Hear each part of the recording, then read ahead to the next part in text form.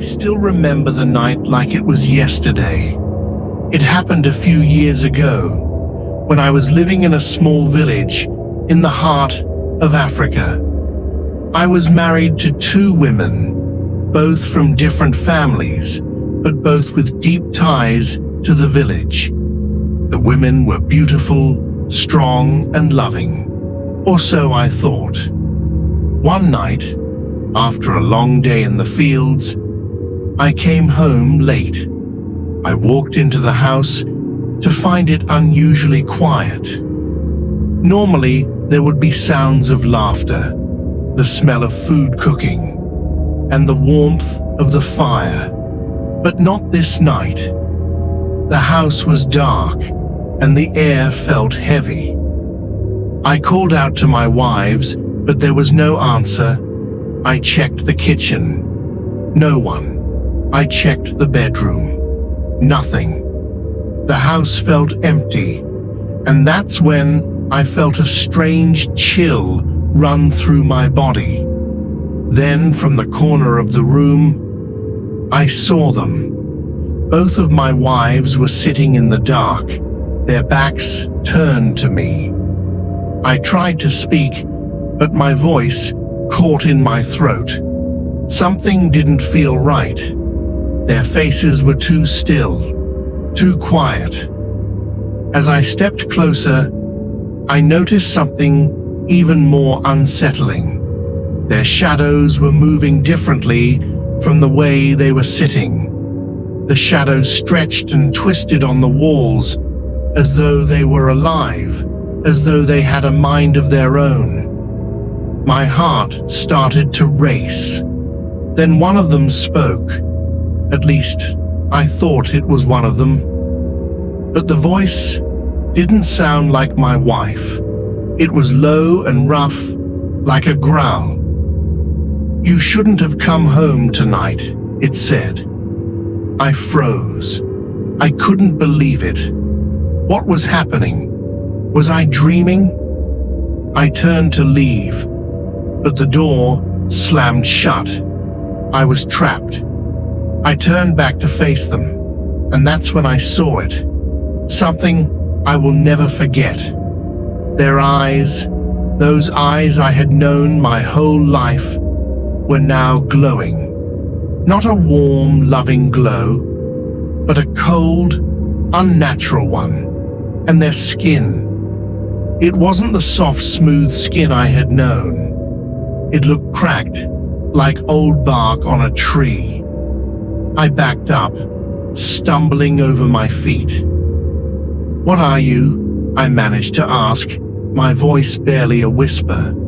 The one on the left grinned, but it wasn't a smile. It was a twisted, horrifying grin. "You should have known," she said. "We are not what you think." Suddenly they stood up, faster than I could react. Their movements were unnatural, almost as if they weren't human anymore. One reached out toward me, but I couldn't move. My legs wouldn't work. I was frozen in place. Just as they were about to grab me, the door burst open. I couldn't even see who or what had opened it, but I ran, not looking back until I was safely outside. The next morning, I went back into the house, but there was no sign of anything strange. The fire was burning in the hearth, the food was on the table, and my wives were sitting there, as if nothing had happened. They looked at me with concern, asking why I had looked so pale. But I knew the truth. I knew what I had seen. That night changed everything for me. I never spoke to anyone about it because I knew they wouldn't believe me, but I also knew I wasn't safe anymore. My wives, they were not human. I don't know what they were, but I know one thing for sure. I will never sleep in that house again. Sometimes, when the moon is high, I can still hear them calling my name from the darkness. The story doesn't end there, because the truth refused to let me rest. After that night, I left the house and stayed with an old friend on the other side of the village. I tried to convince myself that I was imagining things, that maybe I was tired, or sick, or just losing my mind. But deep down, I knew what I saw was real. A week passed, and the villagers began to whisper. People said my wives had been asking about me, their voices carrying an unusual sharpness. Some claimed they saw them walking into the forest at night, not with the grace of women, but with the swift, jerky movements of wild animals. One night, my friend woke me up, shaking me violently. "They're here," he whispered, his voice trembling. "Your wives are outside." My heart sank. I peered through the small window and saw two figures standing at the edge of the compound. They didn't knock. They just stood there, staring. Their faces were hard to see in the moonlight, but their glowing eyes were unmistakable. "What do you want?" I shouted, though my voice cracked with fear. "We only want our husband to come home," one of them said, her voice sickly sweet, but carrying an undertone that made my skin crawl. My friend grabbed my arm. "Don't go. Whatever they aren't your wives anymore." I didn't need convincing. I stayed inside, clutching a wooden staff, while they waited for hours. By dawn, they were gone, but their footprints remained in the dirt.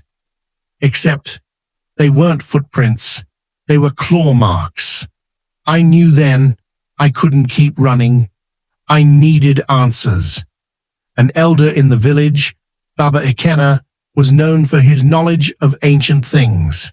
I went to him, trembling as I explained what I had seen. He listened carefully, his face grim. "What you've married are not women," he finally said. "They are Mamiwata spirits, ancient beings of water and darkness. Sometimes they take human form to live among us, but they are not human. They don't love. They possess." I felt cold all over. "Why me?" He sighed. "They chose you for a reason. Only they know. But once you have seen their true form, they won't stop until they take you back. Or worse." He gave me a small, carved amulet and a bitter-smelling powder. "Scatter this around your house and wear the amulet at all times. But most importantly, don't go back to them." I did as he said. For a while, it worked. The house was quiet, and I didn't see them again.